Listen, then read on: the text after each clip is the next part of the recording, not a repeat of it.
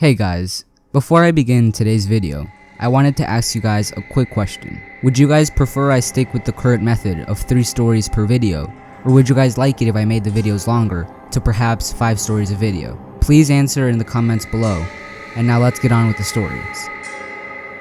Hey, Wormy Horror here. The following 3 stories are true to the best of my knowledge and can be found on the subreddit Let's Not Meet. If you enjoy the stories, please feel free to like it, comment, and subscribe, especially if you'd like to keep updated with the channel and when I upload new videos. Without further delay, please enjoy the following 3 true creepy stories. Number 1. My sister and I were left home alone for the night because our parents were attending the graduation party of one of my brother's friends. Frankly, I was looking forward to a night of freedom, and I also happened to be closer with my sister than I was with anyone else. After they left, we watched a movie and played some games. I was only about 11 at the time, and she was 15, so my judgment varied from hers greatly. It was around 10 when both of us noticed the flashing lights on the wall across from us. This shimmering was clearly coming from the front door, which was mostly made up of a window that allowed all light to pass through. She was a bit unsettled because we lived in a remote area and seldom had visitors. I had no sense of threat since I was too young and told her I would check it out. When I went to peer out the front window, I saw a cluster of maybe 3 cars making their way around the loop that we had in front of our house. To be clear, this wasn't shared with other houses. In fact, we didn't live in a neighborhood, it was a private drive. I figured they were probably just lost and turning around as the cars left abruptly. I explained the situation to my sister, and at first she was worried, but as some time passed, she seemed to shrug it off a bit. We finished watching TV, and we were beginning to clean up around our house when we heard the knob on the entrance door via the garage being fiddled with. It was a bit faint and could have been an animal, which often happened. I didn't worry too much, but my sister continued to grow skeptical. This struggling with the knob went on for a minute or so, and was accompanied by some jiggling, and started to sound like something was being stuck into the keyhole. It subsided, and was finished after a firm pound on the door was heard, and it echoed throughout the house.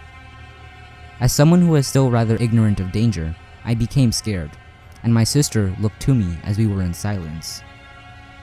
We paused for about 5 seconds out of shock, and before we could make any movements, we heard the door from our basement open and slam shut. Our basement staircase was across the house, and there was no way one single person could have covered the distance in that time. Using a separate staircase, we crept upstairs with haste. Both of us ran into my sister's room, and we hid in her closet. Once in there, we got on the phone with our parents and informed them of what was happening. They notified the police and informed us to stay put.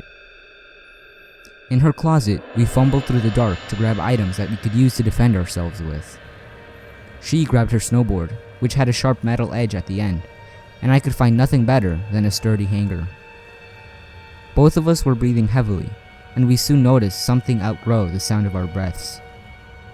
We heard footsteps resonate and increase in volume as they clearly came closer and closer to our room. Right as the steps came to a stop, we looked at each other in terror, because we knew that this person was now in the room. From under the closet, we saw light pierce the crack as a switch was flicked. The person walked around the room and began moving stuff, as we could hear from behind the door. The rummaging stopped, and the footsteps returned.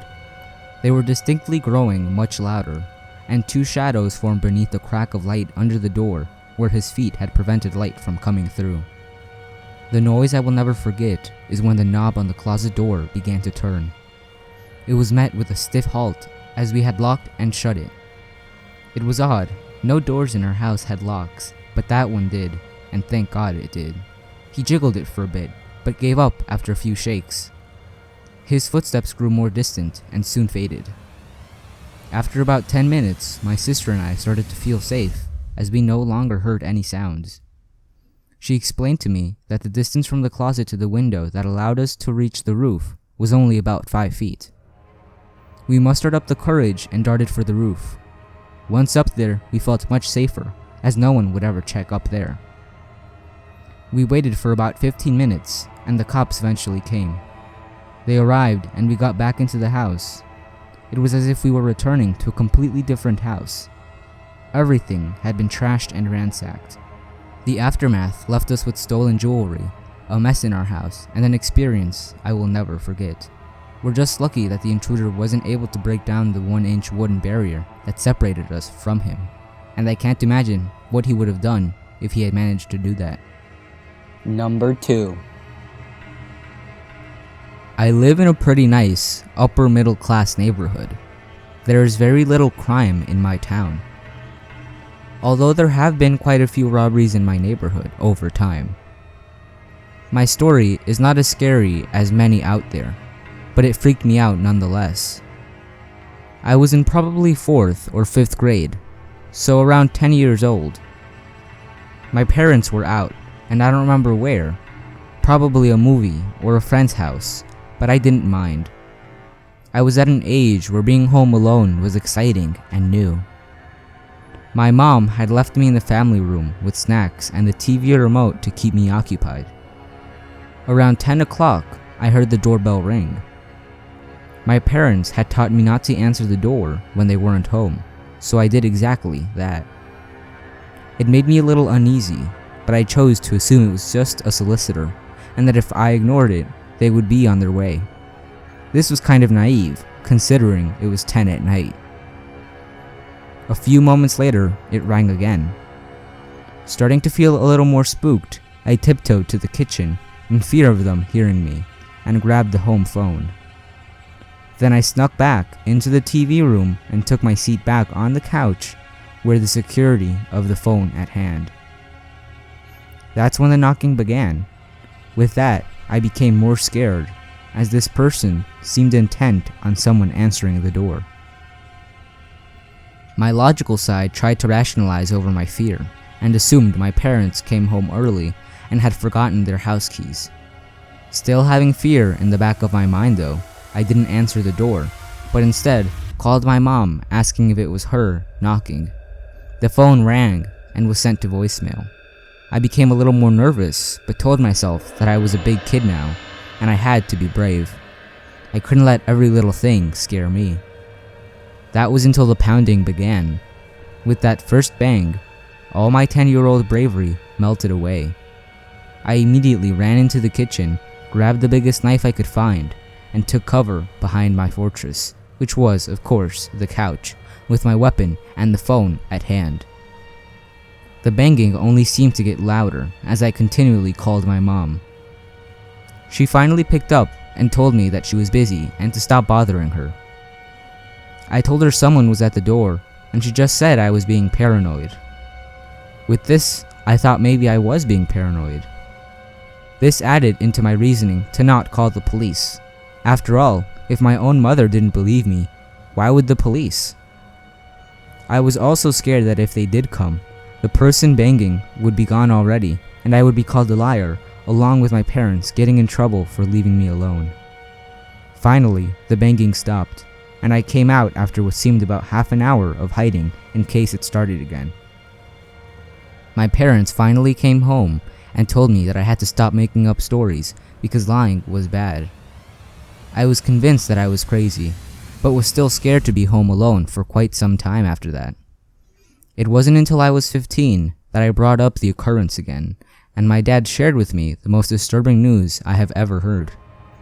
That night, after I was told I was just being paranoid and that I was lying, my dad did go out and investigate around the house and found a dent and dirt and other damage around the handle and lock, which is the area that is kicked when breaking a door open. I do remember us getting a new front door when I was 10, but I never connected the two experiences. I can't believe 1, that my parents would make me think I was crazy like that, but 2, that someone actually tried to break into my house. It still gives me chills thinking about it, and what could have happened to me if the intruder did get in. Number 3. This encounter happened right after New Year's of 2011, when I was 17 and a senior in high school. My parents had gone out of state to visit my grandparents, but I was taking a pretty rigorous course load and had exams and papers coming up, so I couldn't afford to miss the classes to go with them. I had never been allowed to stay home alone with both parents being gone for so long, never more than a couple of days, and my siblings were usually there. My parents were gone for 9 days, and the night before they returned, shit got real. Having always been a night owl, it was perfectly normal for me to be awake at odd hours, just as I was on that night in question. I was sitting in my bed, texting a good friend of mine, and browsing the internet when our 3 Labradors started barking like crazy. My family lived on 10 acres in the middle of nowhere. Tennessee is a pretty wooded area, so I assumed they had just seen a deer or a raccoon or something similar. The dogs quieted down, so I didn't think anything of it for about 5 minutes. Then I heard what sounds most oddly like the window in the bedroom below mine opening. I think to myself, silly, you're just tired and psyching yourself out. That lasted for just a moment, because I heard footsteps coming up the stairs. The stairs were directly next to my room, with the stairwell opening up right next to the door of my bedroom. I reached over to my door, not making a sound, and I locked it. Afraid to make a sound, I asked a friend I had been texting to call 911 because there was someone in my house. My bedroom was near the living room and kitchen, so I could hear the intruder trashing the kitchen, pulling open drawers, cabinets, tearing open a trash bag, and emptying it onto the floor. The 911 operators called my cell phone, but I was too afraid to answer. Thankfully, my friend stayed on the line with them, and we answered all of their questions through him. For example, they asked if I had a weapon and all the standard questions. I could hear the rustling slow down as the creeper moved a bit further from me into the living room. I hear the steps retreat down the stairs again and then silence. No dogs barked and no window opened. I guess because it must have been left open for the duration of this. About 40 minutes of sitting not alone, scared, crying, and after the initial 911 call, the police finally arrived. They tapped on my bedroom window, which scared the daylights out of me. I walked to the front door to let them in. When I let the police in, the security alarm started to blare. It had been armed the entire time, I noticed. Another odd detail was that the window that I had heard being opened was the only entrance to the house that didn't have an alarm sensor, because it had recently fallen off because of the weak adhesive. Nothing was taken, just sorted through, and a few days later, one of the neighbors called the police out for a similar incident. Truthfully, I don't know why my parents left me home alone, because there had been a string of break-ins in the relative area in the weeks before. To my knowledge, there was never an arrest made in any of the cases. If you enjoyed the previous stories and would like to hear more similar creepy stories, then 2 of my previous videos are linked to in the description and can also be seen by clicking the annotations on the screen. If you liked the video, please show your support by subscribing, liking, sharing, and commenting on the video. Additionally, if you'd like to hear more of my stories, please feel free to subscribe so that you will be notified of any new videos I post.